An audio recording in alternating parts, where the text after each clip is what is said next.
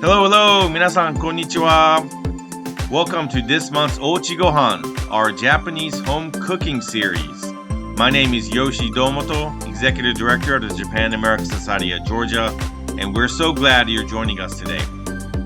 Today's program is a collaboration between Table for Two's Washokuiku, Japan American Society and Japan Society of Georgia, Boston, Houston, Philadelphia, Washington, D.C., North Carolina, Alabama, and the U.S. Jet Alumni Association. Today's menu features delicious summer Japanese home-style dishes, including Yakitori, Hiyajiru, and ice-brewed green tea. As always, we have our world-renowned cooking instructor, Miss Deborah Samuels, and today we also have special guest, Miss Yukako Harada, the Outreach Coordinator at the Japan American Society of Georgia. Thank you for being here, and without further ado, let's get started. Deborah Sensei, yoroshiku onegai shimasu. Hey, thank you, everybody. Hi, I'm Deborah Samuels, and I'm so happy that you're all here today for our final session of the summer. Our Uchigohan session will be taking a break in August and then starting up again in September. I am calling in today from Berlin, Germany, where it is 10 p.m. So this is a treat for me to be doing. There are kind of three parts to our program. The first one will be doing a quick PowerPoint presentation, just kind of tells you a little bit about the food that we're making. And then we are going to be actually starting the recipes. Yukako-san is going to start us off with our cold tea so that you can sip it throughout the class. And then we'll be making the hiyajiru and then on to the yakitori for the end. Okay? So today we're going to be talking about summer foods. Yakitori is not quite a summer food, but we thought it would be great for barbecue season. And we'll talk to you a little bit about how it's served in Japan. But these two other foods are very much enjoyed during the very hot and humid summers of Japan. And I will tell you this, Hiyajiru, I lived in Japan for 12 years over a period of 52 years. And I have never had hiyajiru before. So I was very excited to see this recipe. All right, so let's get started. Wait a minute. So I'm from the Washokuiku program, Learn, Cook, Eat Japanese. And we are an organization that teaches Japanese cooking throughout the country to kids, to adults, in person, online. And so this is part of our program. And usually when we start our programs, we like to do a little bit of Japanese and a little bit of culture in it. So we'd like everybody to stand up. This is how students greet their teachers in Japan. And our American teachers who see us do this just love it. So everybody stands up, put their hands in front of their lap, and they say, Sensei, konnichiwa, and they bow. So let's try that. Sensei. Konnichiwa. Okay. All right. You can sit down. And so we do a little bit of culture as well as cooking in here as well, and nutrition. All right. So what is Washoku? Our program promotes healthy eating through the lens of Japanese cuisine. Washoku means Japanese food, and shokuiku means food education.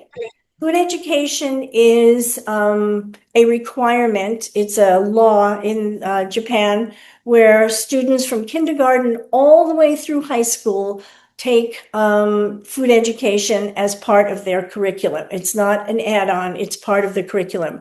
And they study about nutrition, proper manners, appreciation toward food, toward the food environment, and of course they learn to cook as well. And so they get a really pretty good sense of their own cuisine and what's going on around them in the world.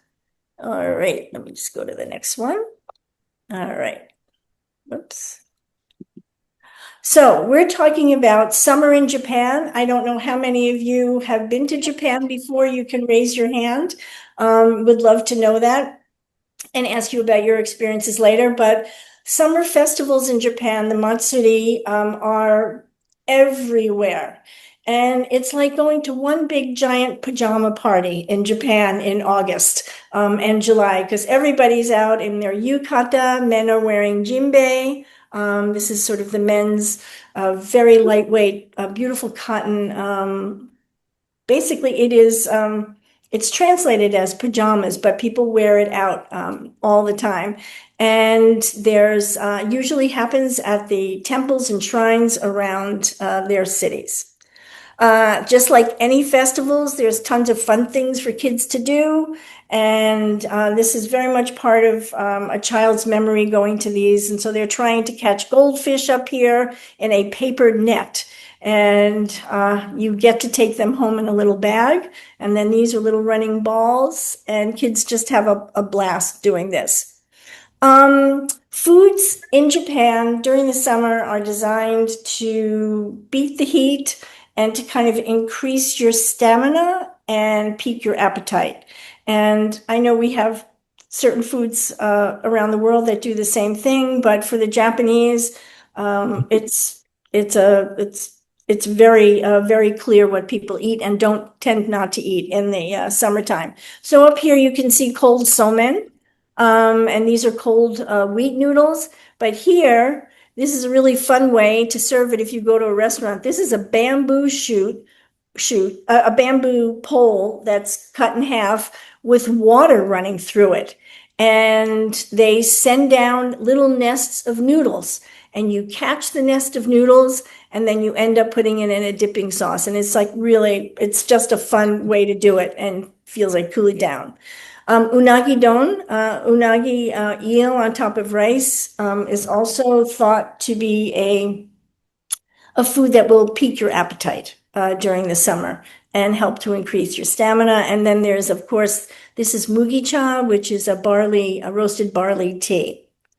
Okay, these are some lovely ladies eating kakigori. If anybody knows what that is, it's sort of like it's more than a slushy because it's nutritious. It has green tea. It has, excuse me, azuki beans on it, and it's just very refreshing and a delightful thing to eat during the summer. Also, it's not just about food, it's about the dishes and things that you serve the food on to help invoke coolness.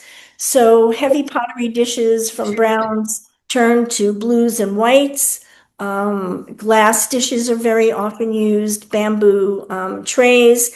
And then here you have this beautiful sake set where you would serve cold sake with an ice cube right there in the middle. It's just stunning stuff. So we are going to get ready to cook and talk about the menu very briefly. Today's menu, here's the hiyajiru, the yakitori. I just chose to do the thighs and the scallions today. It's the easiest thing for us. And then this refreshing green tea. So yakitori is absolutely one of the most recognizable and noticeable well-known foods from Japan. It can be eaten in so many different ways. Very often at these festivals, they have big yakitori griddles outside, something kind of like this guy up here. And they're just heating over at open flame, like charcoal. Bitan is what they call it in Japan. And they are constantly churning this out. And in the heat of the summer, these poor guys are really, really sweating. But yakitori itself, yaki is grilled and tori is chicken. And when I say they use every part of the chicken, they use every part of the chicken. Today we're using thigh meat. The oyster is sort of a very soft cluster part, and it's a very highly prized one. Breast meat, and the fillet, and then the skin of the chicken, the wings, tebasaki, meatball is like a tsukune dango. That's grilled. That's chicken, minced chicken, and it's sort of like it's ground chicken and put on a skewer. The tail of the chicken, which is kind of crunchy, the rib of the chicken, and I mean bony, heart, gizzards, liver, more bones, and the neck. So this is kind of your full yakitori course. And it can be served shioyaki, which is salted, or we're going to use today sort of a kind of a teriyaki sauce. Okay. And as Yoshi mentioned, Miyazaki Prefecture, this is a Hiyajiru cold miso soup.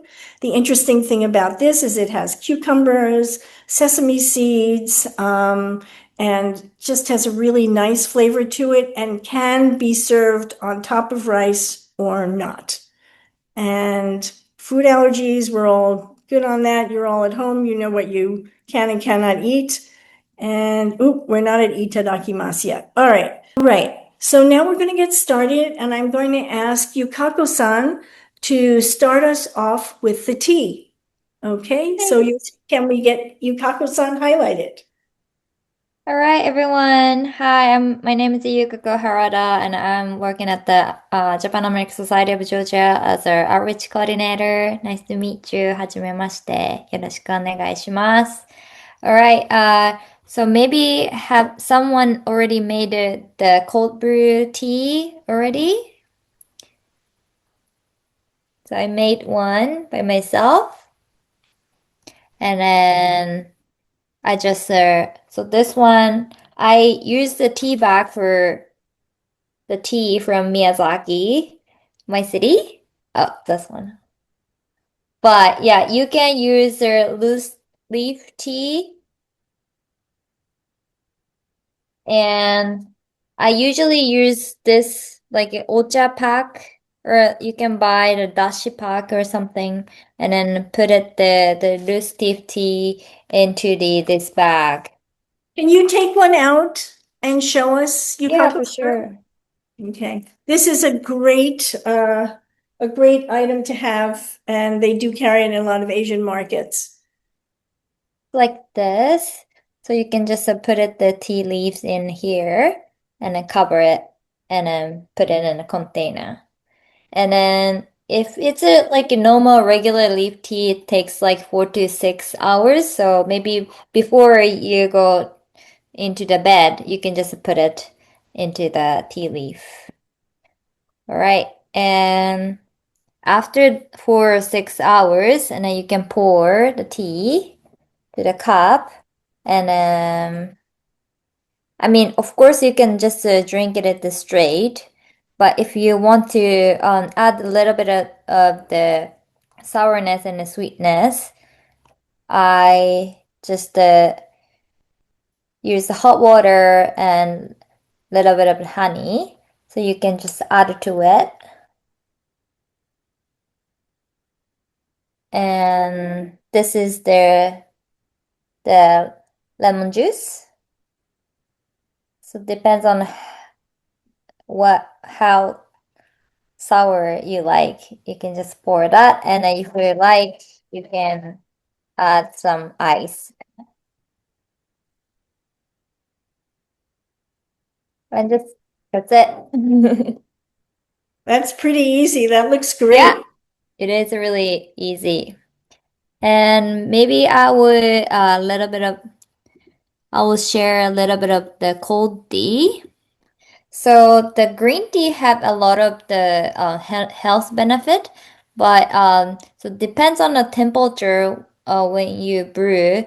The nutrition is a little bit changing. So if it's cold brew tea, the less bitterness and astringency, and anti-allergy effect and caffeine. The more sweetness and umami, so it's called theanine. It's one of the amino acid, and smooth flavor and catechin EGC, and which may support the immune system. Yeah, so it's definitely less caffeine. So if you drink a lot of tea, it's less affect caffeine. So it's good for the kids as well. And one more interesting thing that I can share. So there is iced brew Japanese tea. So this one is just use the cold water, but we can do the iced brewed. So just so you can put the tea leaf on the pot and then put the ice on it and then sit until the melt the ice and then you can drink they're ready to go, but that's like a more have umami taste, and I think Deborah-san made it for today, right? Yes, I'm going to show them. Great. Okay, so here is the ice in the teapot that I put in about 4 hours ago, and you can see how the water just melts. You don't add anything. You're just adding the ice. You're just adding ice and then it melts. And so what I have here is, let me go over here. I have a strainer and I have, I'm all set up here with my my equipment. And so I did not have one of those little whoops bags. So I'm using a strainer to get this tea leaves out. All right. And so that's, whoops, my top fell off here. And so this is my brewed tea, which is very beautiful. And if you noticed that Yukako-san used a glass, not a teacup, to serve that with. So that also another cooling element. And then here I just wanted to show you, this is the tea that I put in earlier today to just do the cold brew tea about 4 hours ago. And I'm going to take my strainer and I'm going to pour through here. And this is how I will be getting my tea. And like Hikako-san, I prepared some honey and water ahead of time. And then we'll just squeeze some lemon juice. I think as I do it like cup by cup, I'm not going to add it to this whole thing and make a sweetened green tea. I'm going to do it by the whole, by the cup. So you can see that that's how you do it with a strainer. Okay, let me just put this in the sink. So Deborah Sensei, Nikako-san, do you have favorite types of tea to use for ice brew tea? Koridashi? Oh, no, this is my a very lovely Japanese friend. And I get green tea all the time, and so I'm not a tea connoisseur, but I can tell that this is a really good tea. You see how dark and green it is, and it's got an amazing smell to it. And I've learned that don't keep the tea, use it. So this is a great way for me to use the tea. Otherwise, it does get stale. And I'm a coffee drinker, but I'm now drinking tea every afternoon, and I think it's helping me better. So this is the kind of tea, it's just a plain Japanese green tea and tea leaves. But you can see the beautiful color, and that I think makes a big difference. Okay, onward to Hiyajiru. Let me put these on the side here. And please sip your tea as we go along. I'm gonna have some myself. Okay, let's get all of the pieces ready for the Hiyajiru. All right. So here we go. And we'll go over the recipe. And this is my cold dashi, okay? And it's all ready. You can use, this has both katsuo and kombu in it. What are you all using? You can just put that in the thing. You can show us what you're using. What have you got, Nicola? None. What did you use? Oops, I can't see. I have a dashi kombu. Dashi kombu. Okay, great. So did you already make the jar did you already make your kombu dashi? Oh no, I guess not. I thought it was just like this. Sorry. Oh, is it in a pack? Is it a whole piece of, is it a strip or is it Yes. powder? It's not Ah, a powder, it's a strip. okay. So you need to put your strip into a bowl of water. Okay? Let me get a strip so I can show you.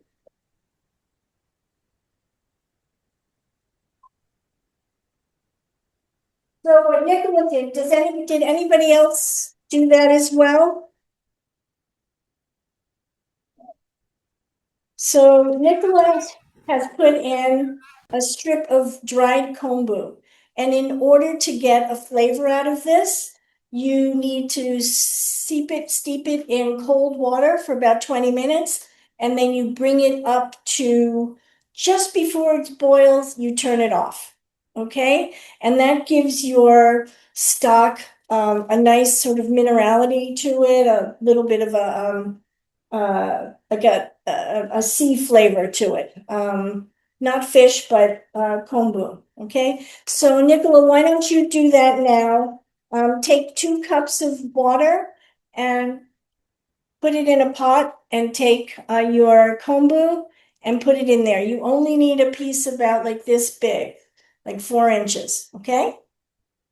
Anybody else have a kombu question? Okay. All right. Then we will get started.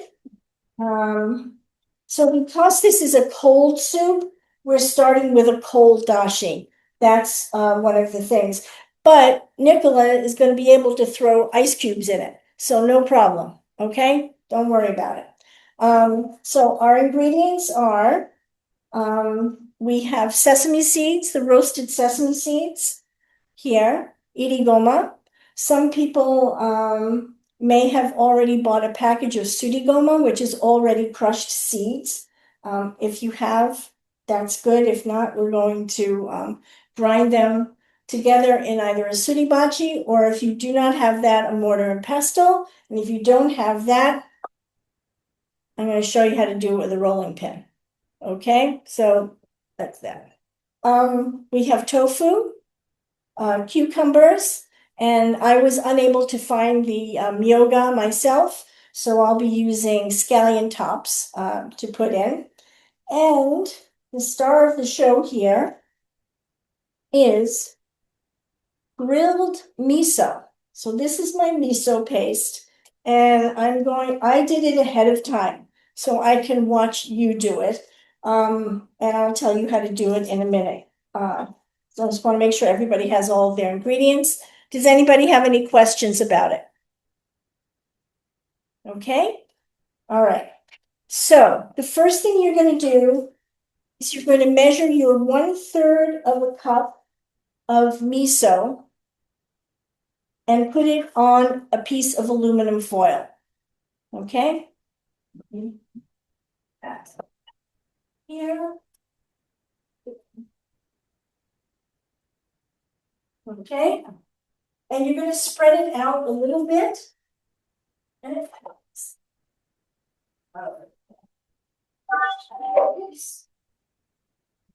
So I've used white miso, shiro miso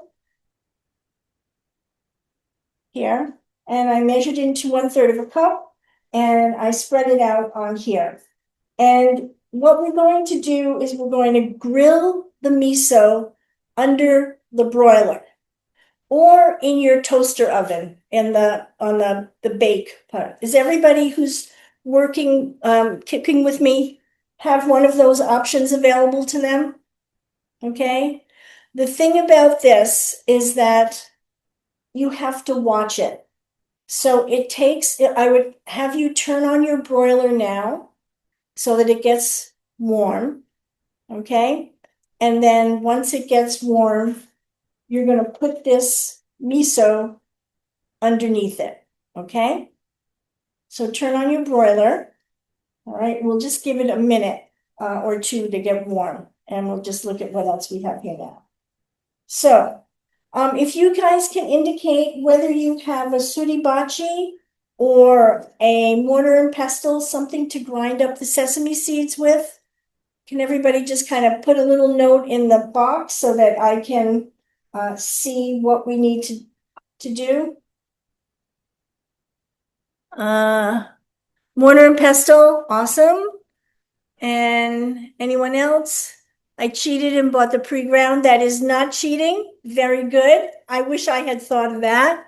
Suribachi, yay. It's a traditional mortar and pestle that has these lines in the clay.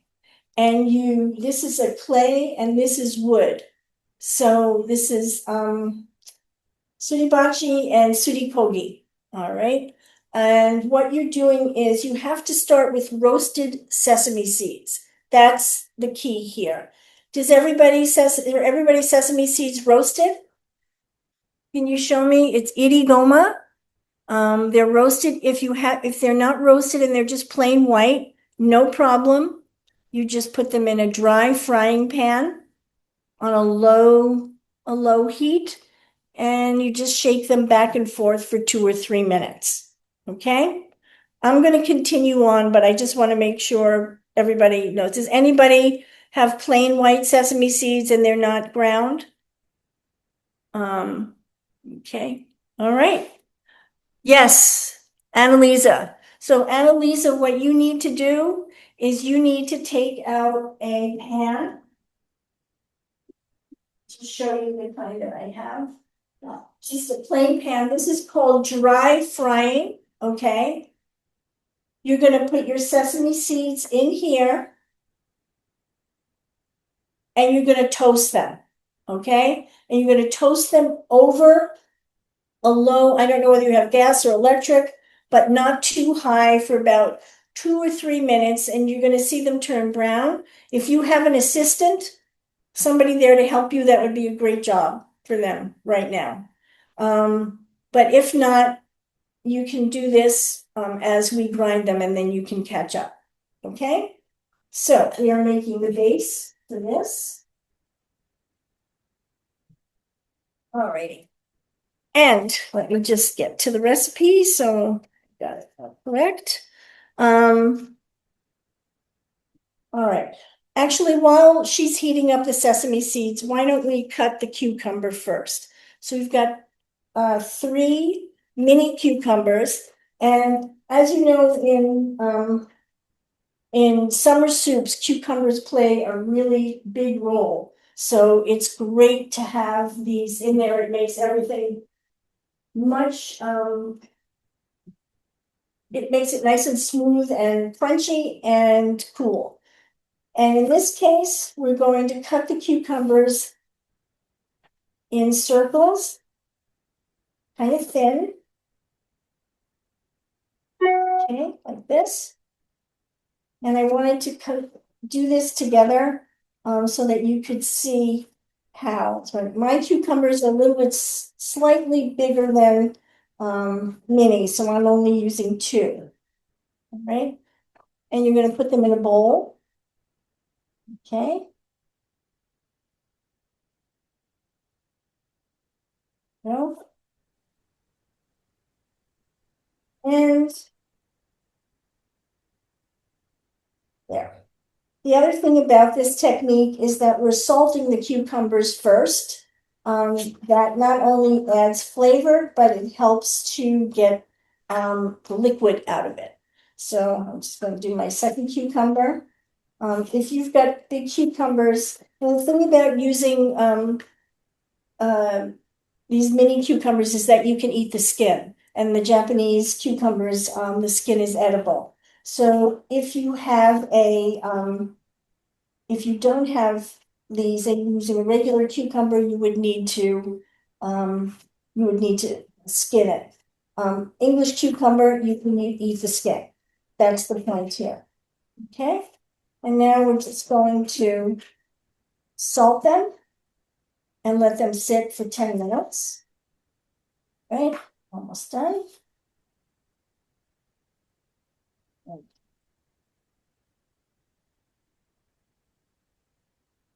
there we go. And now we will put on a half a teaspoon of salt, which sounds like a lot, but it's not actually. So I only have my teaspoon in here. So you're just going to sprinkle on a half all around. And you'll be amazed at how much water comes out. But the other thing that happens here too, a little bit more, is that the cucumbers soften up. Okay, so let's set those aside. All right, I'll put the cucumbers on the side here. And I am going to start the suribachi. I'm going to grind my sesame seeds. And you'll be able to hear it. And in about 1 to 2 minutes, you're going to start smelling the sesame seeds. And that also, when you're using your five senses, the sense of smell is an appetite stimulant. And particularly sesame seeds have that reputation. Okay, so let's keep grinding these. If anybody did not, oh, it's beginning to smell wonderful. If anybody didn't have one, then I would have had you put sesame seeds between two pieces of parchment paper and roll back and forth or hit it with a tin can. There are a lot of ways to grind your sesame seeds. And then of course you could put it in a blender or a Cuisinart and just pulse it a couple of times.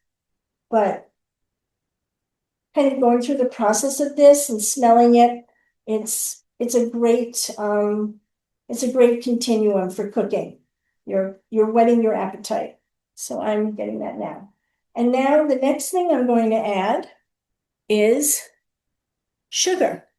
I have a tablespoon of sugar that I've already pre-measured. And I'm going to add this to the bowl. Okay? And you're going to continue to mix that up. And you want to do regular sugar with that. Is that right? That person said no brown sugar? Regular sugar. Yes. I guess if you only have brown sugar or only use brown sugar, then you will have a more of a, toasty flavor to it. But you can see now how these are beginning to break down. All right. The goal here is not to make a paste, but just it's going to really flavor the miso quite a bit. Peanut butter is not a substitute for this. Sometimes in recipes for sesame seeds, people will say you can use peanut butter. But to my knowledge, Yukako-san, peanut butter is not is not a good substitute. What do you think? Okay. Yeah, maybe people can try. We can try. Yeah. Okay. That's not a very traditional way of making Hiyajiru, Right. I guess, right? Right. All right. So mine is nice and ground up. At this point, I'm going to stop and I'm going to ask you all to take your miso and go over to your broiler or your oven. And you're going to have to stand there and watch it for about a minute or two because it's quick to burn. It's kind of slow to start, but then once it starts, it really does pick up and heat up very quickly. Okay, so I'm going to ask you all to do that. And while you do that, Yukako-san, maybe you can tell us a little bit about this dish and where it's from. Sure. So the Hiyajiru is originally from Miyazaki Prefecture, where it's located the really south part of Japan. So actually Miyazaki and the Georgia is like pretty similar latitude. So it's the like same climate over there. So it's a really hot and humid climate over there. So that's the reason why the people are like 100 years ago. I don't really know, but they decided to eat hiyajiru in summer, and because usually the heat makes people not really like less appetite. So the hiyajiru is like easy to eat and with cold um, miso soup, and like you can also get a lot of nutrition from that. And yeah, it's and also there are so many people working for the agriculture industry in Miyazaki. So like when they are working like outside, it's good to eat like something light but still have a lot of nutrition in the summer. Deborah We have, said we have a question in the chat box. Does the miso have to be grilled? Nicola has a paste. Can so she grill the Nicola, paste? yes, this is a paste as well. I just took the paste and I put it on top um of my foil and I just spread it out. So all miso is a miso paste. So just do that and just kind of spread it out a little bit. I asked Yukako-san if we can skip the grilling and she said no.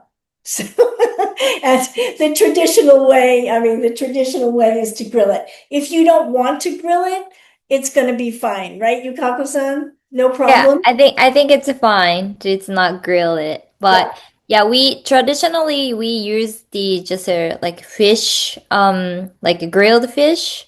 So yeah. like it's like grilled fish have like a grilled like nice roasting taste in Yeah. it. So maybe you can skip it. But we are not using a real fish, so maybe it's nice to grill and add a roasting taste to it. Somebody asked, how do you know when the miso's ready? When it starts to get a little bit of brown, like this. This is not burnt, it's ready. I did this as testing the recipe too. So, the first time I overdid it. That's why I'm telling you, you need to stand there and watch it. But as soon as you start seeing a little bubbles or a little brown, it's ready. Okay? All right. If you all can indicate so that I can move forward um, on this. How's everybody doing on the grilling part there? Um, Yay, Annalisa, thumbs up, good-o. Using materials for the first time like miso and kombudashi and everything, it really I'm very impressed that you're doing all this because it's not always easy to know what to do with them. So absolutely, you know, work along with us. And again, as I said, some of these techniques are new to me. All right, so let's move on.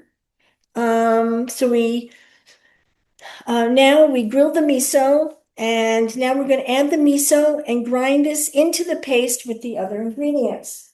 So I'm going to add the miso here, like this, and just add it.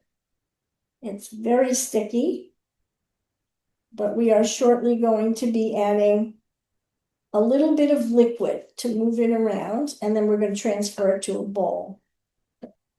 Ooh, this is very sticky. But we're just kind of getting it going here.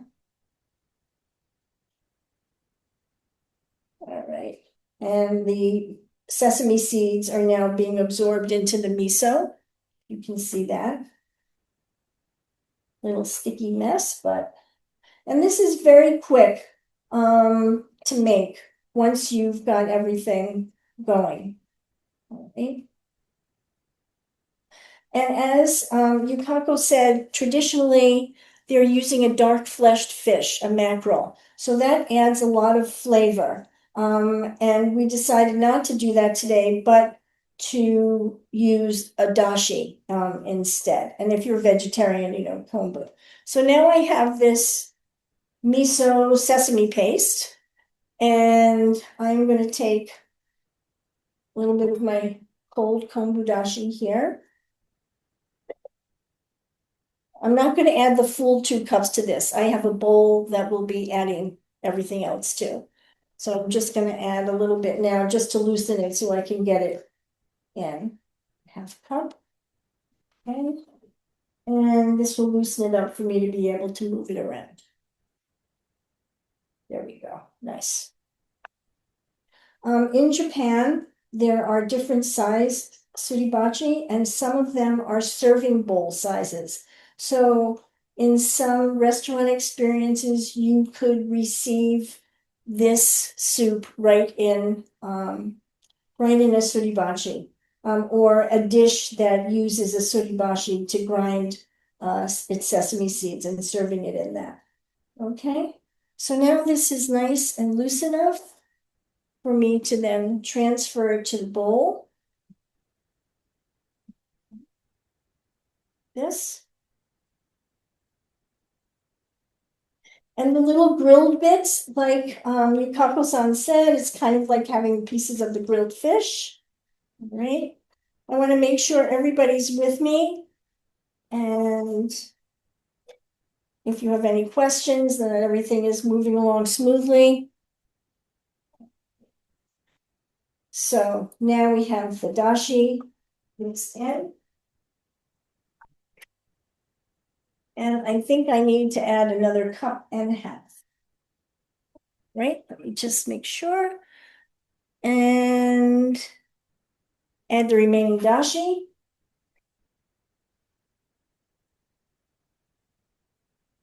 And another half cup.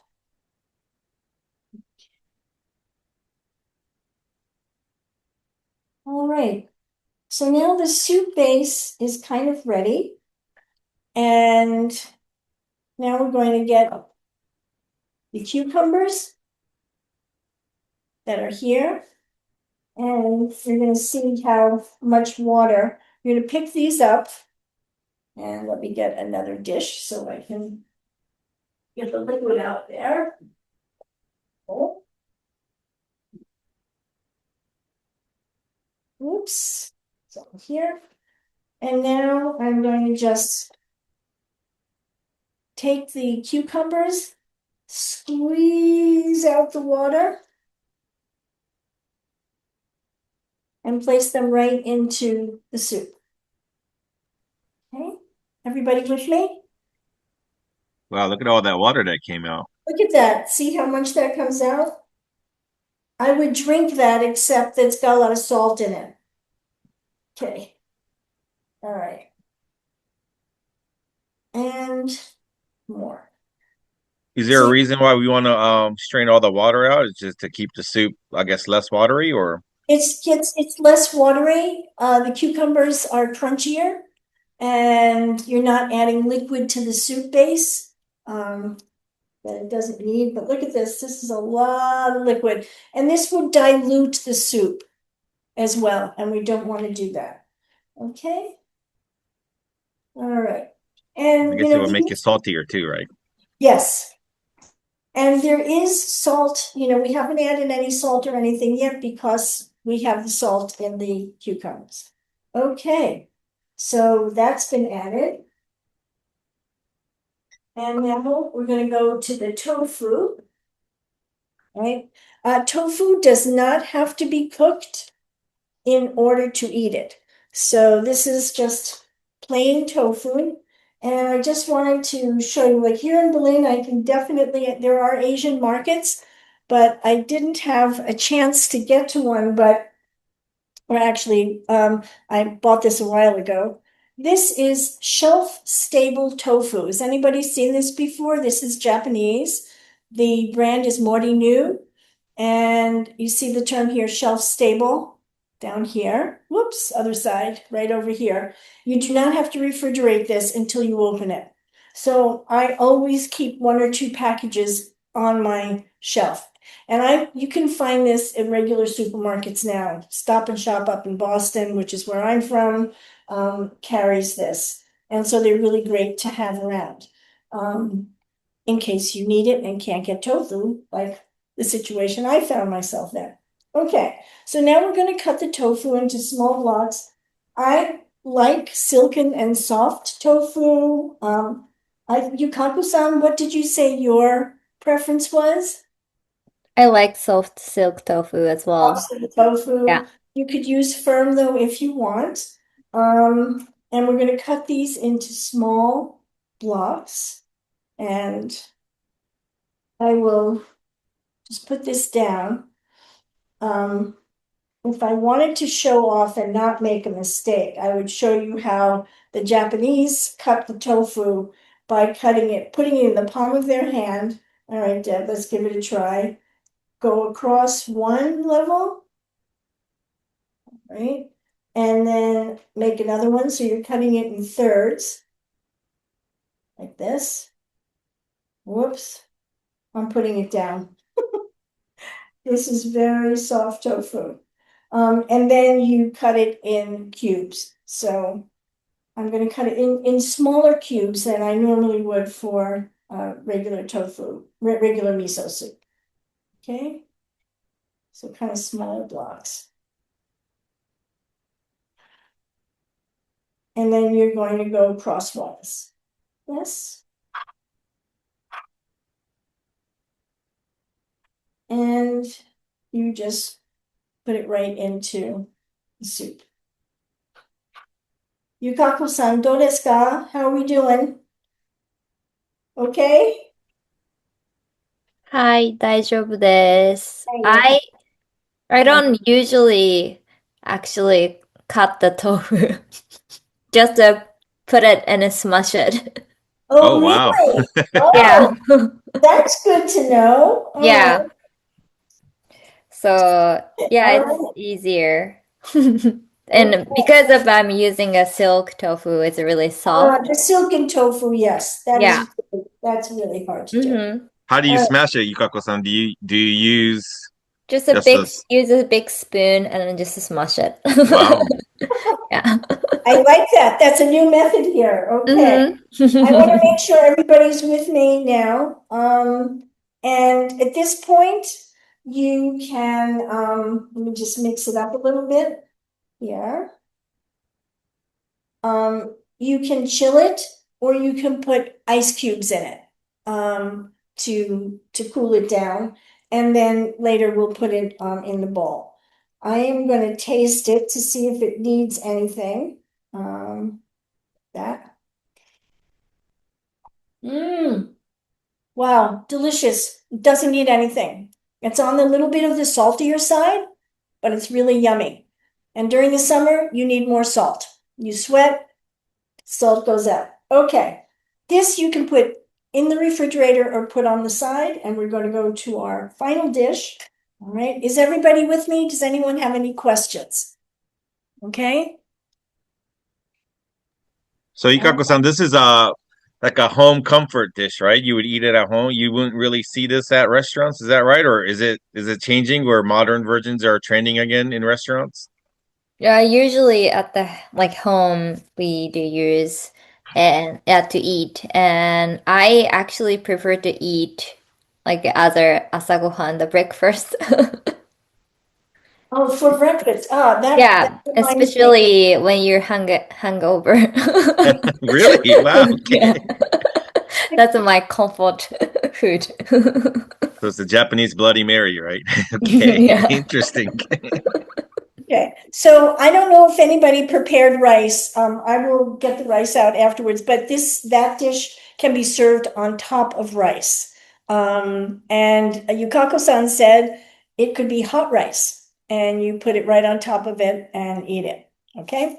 All right, everyone, let's go to our yakitori, and I'm going to get the ingredients set up here for you. And hold on to that. Okay. Can anyone have any problems, or is anybody using, let's see, I'm using tofu instead of chicken. I was just going to ask that. Michelle, did you already drain your tofu? Did you already? Yep. All right. So it should be nice and dry. And if you got good firm tofu at home, you'll be fine. The tofu that I have here, I cannot I cannot grill with it. It would just fall apart, but I think you'll be okay. All right. And we'll go through that. All right. So I've got my chicken all cut up, and I have prepared my scallions. Okay. And what I'd like everybody to do is take your skewers and just, if you haven't already done that, just place them in some water. This is to help them not burn. If you're doing it under a broiler, or you're grilling outside, this soaks the wooden through so they don't burn.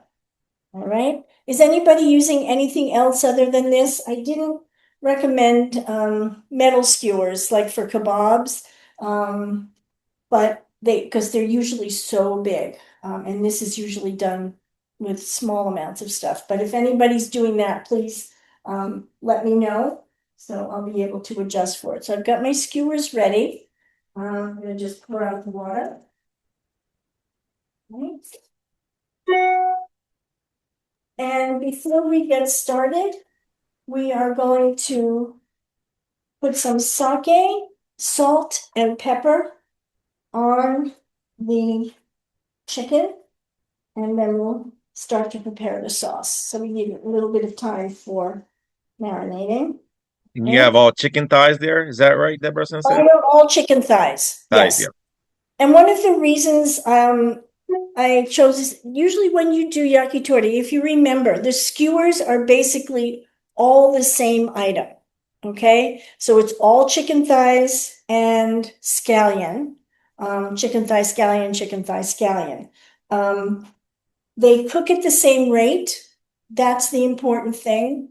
And you know, it's sort of the things that are alike are on one skewer. They don't mix up a chicken heart and a chicken leg and anything like that. It's just all one.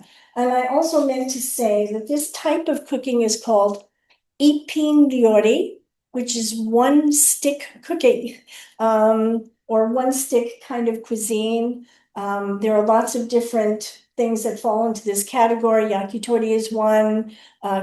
Kushikatsu, Yoshi, is that correct? Would be another, that's fried things on a stick. What else would you say is ipin ryori? Anything, anything that is served to you on a stick is ipin ryori. All right, ipin, one piece, one stick. Okay, all right. So let's take now some sake. I have sake here, which I could get at the supermarket in Berlin, which was so interesting. They do sell wines and beers and all sorts of things. So I got my sake, and whoops, let me just turn this over so I get to the right thing here. So we're going to take 2 tablespoons of sake and sprinkle it over the chicken, and then just add some salt and pepper and just mix it up a little bit, and we'll set it aside. Okay, so on goes the sake. Now, one thing I will tell you, I always do this, people may already know it, but just to be consistent, I never measure over the dish that I'm going to be cooking. I measure on the side in case I make a mistake, which is often. And with sake, not so bad, but if salt or something like that, it's so the sake goes on. Sake does a couple of things. It helps to tenderize, but it also helps to absorb odors. And so that's one of the things. Now with the salt and pepper, having said what I just said, and I'm going to use a glove here, so I keep things kind of clean. I'm going to take the salt and I'm going to put it in my hand, and then I'm going to sprinkle it on from there. Okay. And just sprinkle it around. That. And I will do the same thing. Well, not with the pepper, because I'm just going to grind the pepper over it. So, this. Okay, everybody with me? And if you're doing this with tofu, I think you're doing the same thing, all right? We don't want to add much liquid, we don't want to add a lot of liquid to the tofu. Because it's really important that it's dry, so just add a little bit of sake. This is more for chicken food flavor. All right, and let's set this aside for 10 minutes. Right here. And I think I had asked everybody to cut the scallions, so those should be ready. And now we're going to make the sauce, and we're going to do it right in a pan, okay? So we are using soy sauce. We're using sake, and we're using mirin, which is a sweet rice wine, kind of a viscous type of a rice wine. And we're going to use sugar. All right, let me just make sure I have that. Yeah, 2 tablespoons of sugar. Okay, so again, it's a quarter of a cup of mirin, a quarter of a cup of sake. So this also you probably know, but I'm a teacher, so I have to tell you, this is a liquid measure. And the others are dry measures. The cups are dry measures. So we're going to put this into, here's a quarter of a cup of mirin. All righty. Now, sometimes when people make this kind of a sauce, you've got 2 alcohols here. Mirin is a sort of a low percentage alcohol, but they sometimes boil this first and reduce the alcohol. I don't usually do that. It doesn't end up being such a strong flavor. And then I'm just gonna add the soy sauce, which I think is also a quarter of a cup, and then the sugar. And okay. Put that aside. Is everybody with me? And yeah. So this is a teriyaki sauce, I would say. And we're going to be glazing the skewers after they're mostly cooked. You can't really put this on and cook it all at one time or it'll burn because there's a lot of sugar in it. So that's one of the reasons. And I'm looking for my 2 tablespoons of sugar, which I measured already, but so I will remeasure, right? And we're going to set this on the stove, and it's going to start cooking while we are putting together. Oh, just found the sugar. Here we are. There we go. Okay. And let's just mix this up. Beth? Because of all the sugar, you want to heat it low temperature, is that right? Well, Low to actually, medium? what you end up doing is you bring it to a boil. And it starts to cook that alcohol off, and then we lower it because we want this to thicken as a glaze. All right. Since we've got a fair amount to do, we're going to multitask, but you need to watch this because there is sugar in it and it does burn. Okay, but we don't have to stand at the stove for 6 minutes. So let's get it started. I'm going to move over to my stove, and let's see. I'm going to put this down. And we'll switch to the stove area. Right. Yeah. And here is the liquid. This is my grill pan for the yakitori. It has ridges. That's great. If not, a flat pan is fine too. So just to get this started, I'm going to put it right here. And I have an electric stove.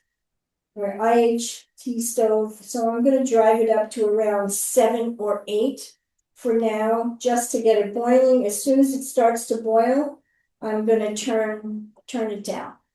Okay, so if you can see that. Yep. All right. Let's go back and start putting pieces together.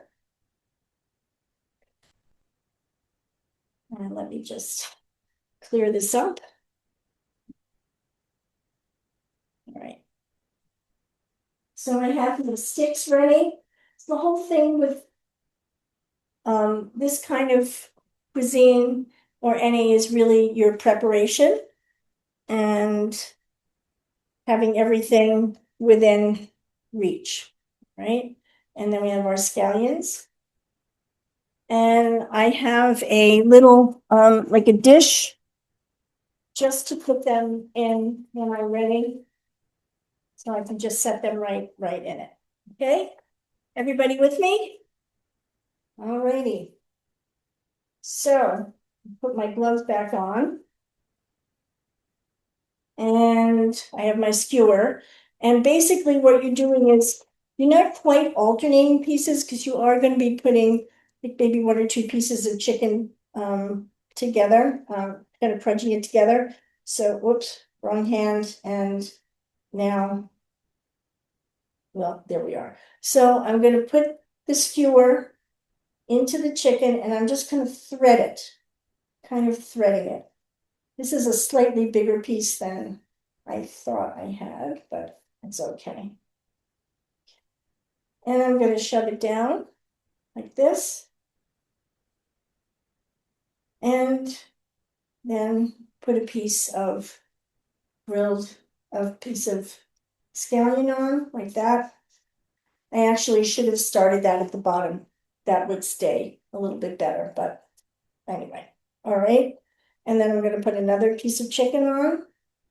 And so here, I don't know if anybody's going to be grilling this outdoors. So this can all be done in the morning and then put together later on. All right. And then, cooked later. Here you go. Got another one. All right. And then your next piece of chicken. Oops. Thigh meat is not, boneless, skinless thighs are very hard to find here. So I did find them with the skin on. And skin is really delicious and it makes things very tasty, but it also adds a lot of fat. And this is a little bit more healthy without the skin. But if you want to use the skin, by all means. And then I'm just going to that here. So that is my first piece. And I'm going to set this down here. Are your skewers made out of bamboo? I'm just trying to test you. Yep. I think so. I think so. I got them in Japan. They're definitely there. So let's do another one. Take a look at your. My one eye is on my is on the sauce. So just yeah. All right. So Yoshi, can you tell us any information about? Oops, I said I was going to start with scallions. I need to pay attention to what I say. All right. Yoshi, can you give us any information about yakitori and its background? Sure. Out of all the dishes we're making today, yakitori is a little bit more modern. Hiyajiru and even the ice brew tea came out and started in the Heian period, which is year 700 to I think 1100. The yakitori was a little bit more recent. Started in the Meiji Restoration area, the 1800s, and the early 1900s. We've kind of learned that chicken wasn't eaten as widely as today back in the 1800s, 1900s, but it became more available and affordable, and people began experimenting with skewered grilled preparations. So, but yeah, so. usually yakitori is made over Japanese charcoal, binchotan charcoal. I know we're doing a little bit different method today, but there's no wrong or right way to make yakitori, right? It's simple Right. to make.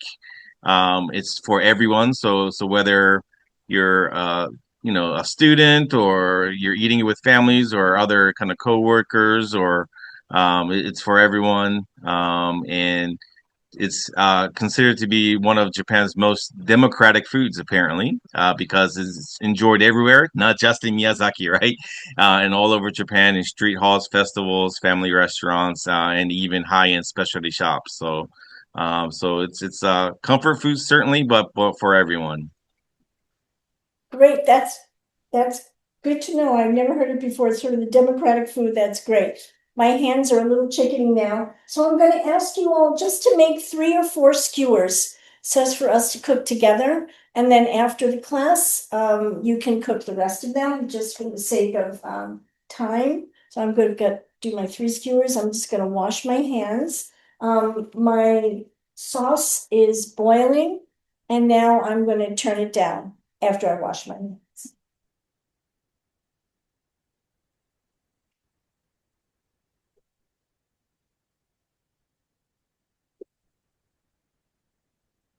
Okay. So I was telling Yoshi before that I'm in an apartment now, and I'm not going to grill mine as high as you might because I do not want to set off the alarm. So let me just move this over this way, over to the stove. Wait. And you can see that the sauce is bubbling now. All right. And it needs to cook for about 6 or 7 minutes. And the longer it cooks, the thicker it gets.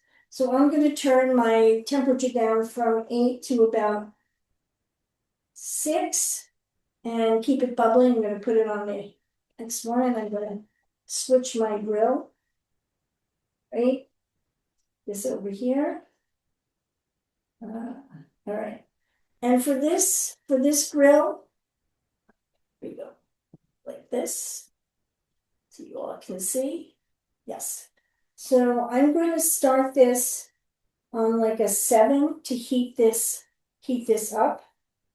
I think, yeah. I might have to do it on both sides. All right. So, all right, there we go. Okay. The other thing you need to have is a little bit of oil, right? And oil here. Put on. Okay. Can you all put in the chat what you are using for cooking? And Yoshi, if you could give me that information.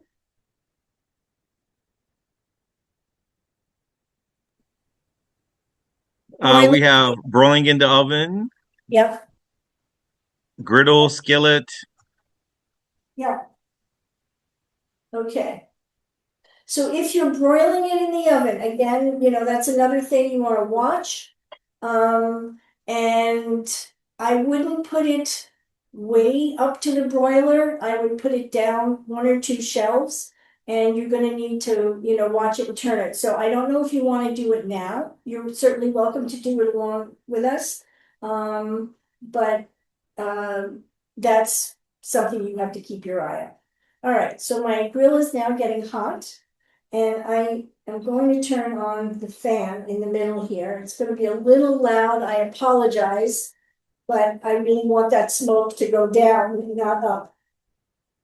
Okay. And we're going to turn this down just a little bit. Okay. So now I'm ready. Put my chicken on. Oh, nice. I can hear that. So I'm putting it on the grill with the lines going in opposite direction so I can get some nice grill lines. Go. All right. Everything is starting to cook, come together now. The sauce is getting thicker. Yoshi, can you hear me? Yes, loud and clear. Okay. So sometimes in yakitori places, they have these big, big pots that they put the sauce in. It's like a big pottery crock. They put the sauce in, and then when the chicken is grilled, just about done, they stick it in the sauce and pull it out like that. Okay, so that is one way that that's being done. All right. Does anybody have any other questions here? Yakitori is skillet, surprisingly excellent. Yay! I'm glad, especially for beginners. That is very good to know. If you're at home, obviously you are, you can make your skillet a little bit hotter than I'm doing here. Because I really don't want to set off my fire alarm, and it's close to midnight. So I'm gonna hold off on, I probably hold off on making it really even completely cooked. Okay, hold it, where is it? All right, let's turn this off.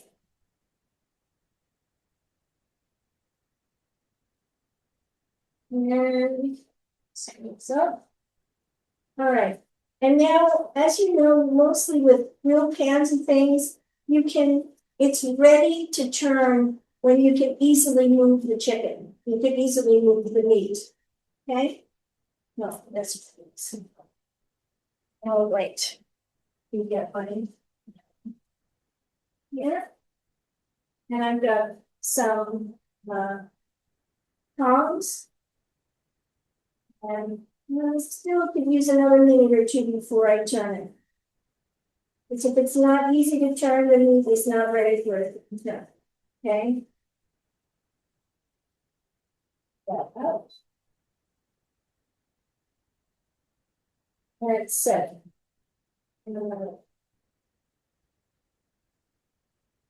Okay. So what we're going to get ready to do once we've turned it.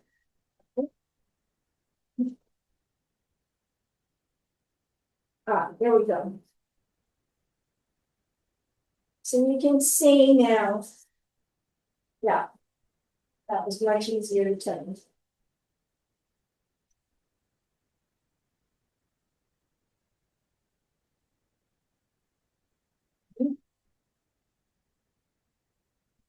This guy's being a little recalcitrant, but for the sake of moving things along, we'll turn it over. So now this is coming along really well. You can all see nice color, right? The grill marks.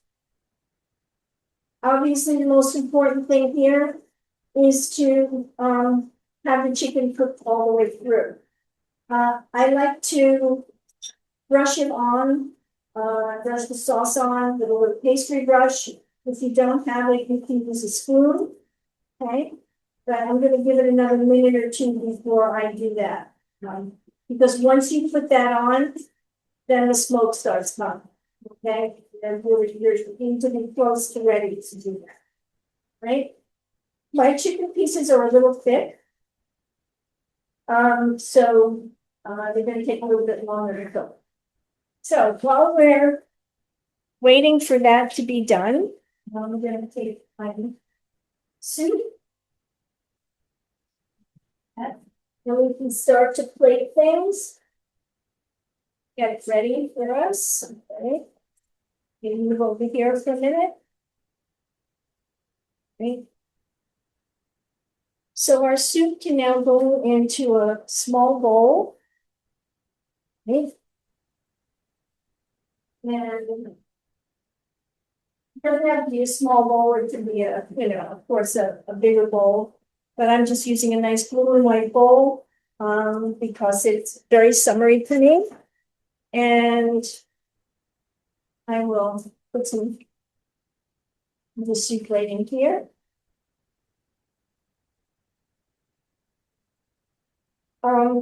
Whatever you're doing when you're adding aromatics, if anyone was able to find the miyoga or the shiso, you put it in at the end.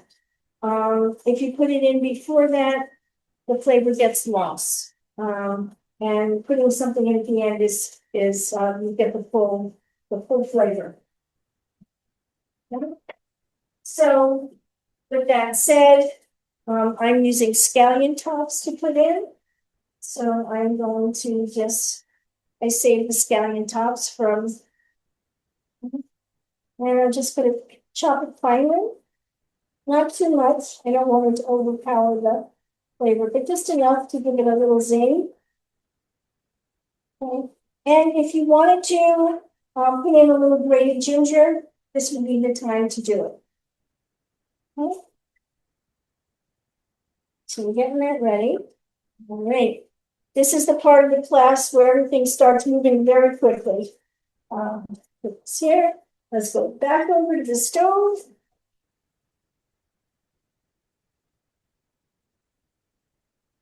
And we're going to turn this over.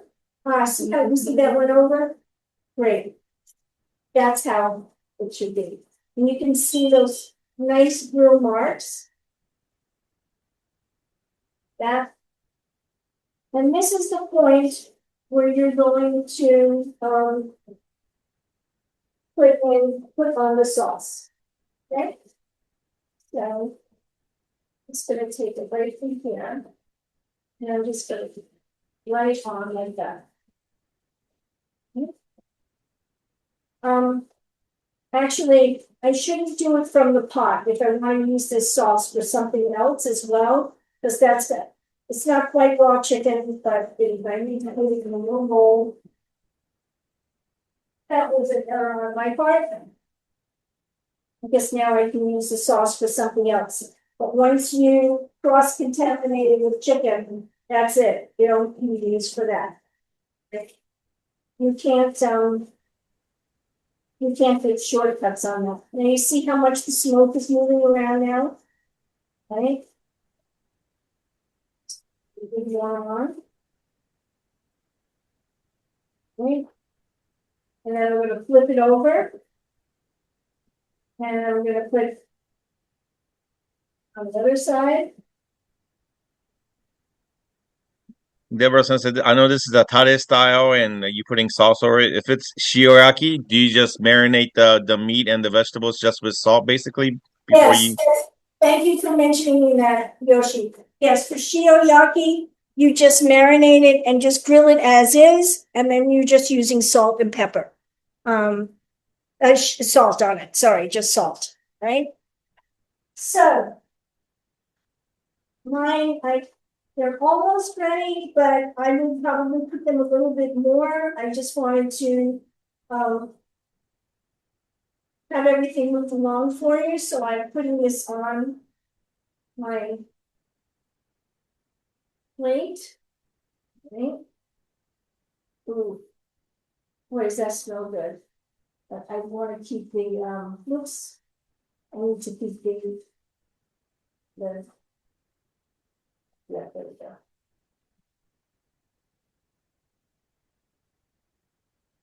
All right. So now yakitori. And soup. I'll move this out of the way. Yukaku-san, do you eat this soup with chopsticks or a spoon? I usually eat with spoon. Spoon. Okay. Yeah. All right. What question for Ikako-san now too? So what does this phrase mean? Hiyajiru wa meshi ni kaken to umanaran to yo. Whoa, what did you just say? Maybe she's laughing now, but because I probably messed up the Miyazaki dialect, but Okay, that's great. So the hiyajiru has to go with the rice? Like have Oh, to yes. pour? Yashijiru goes with the rice. And we're gonna do it.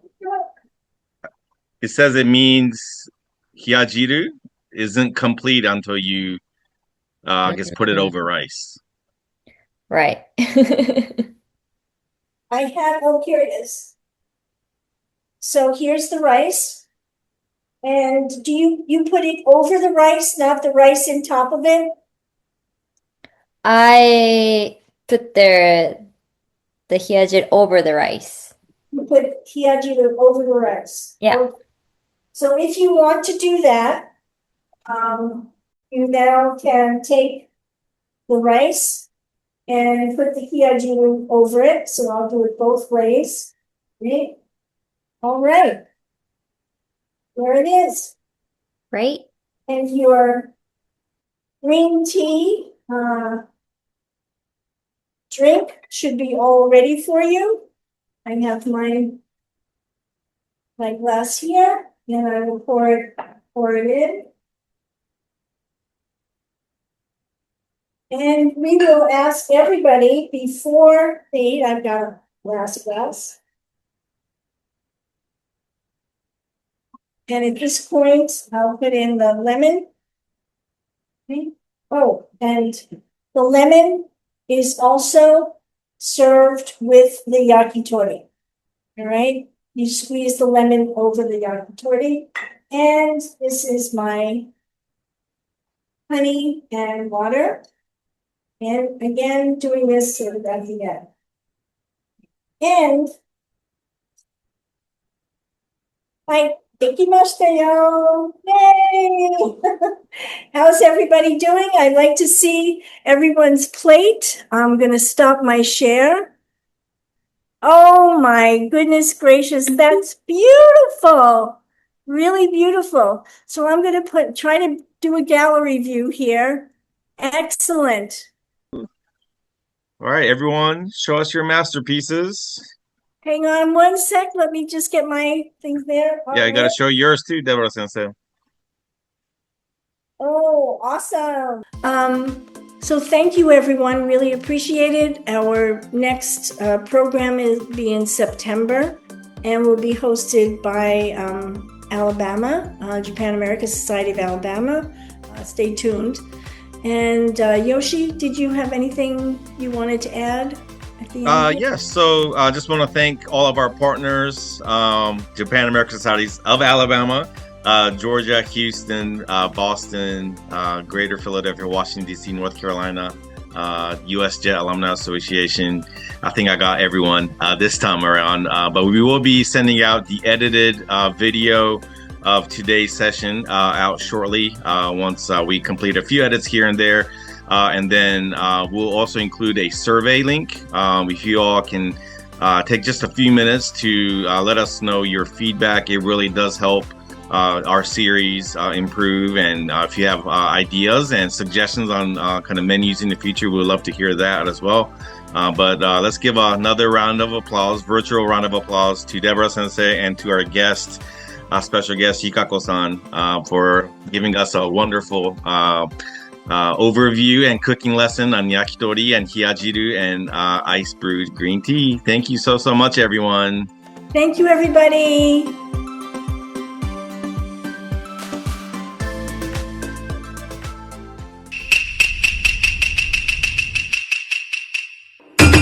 Yo!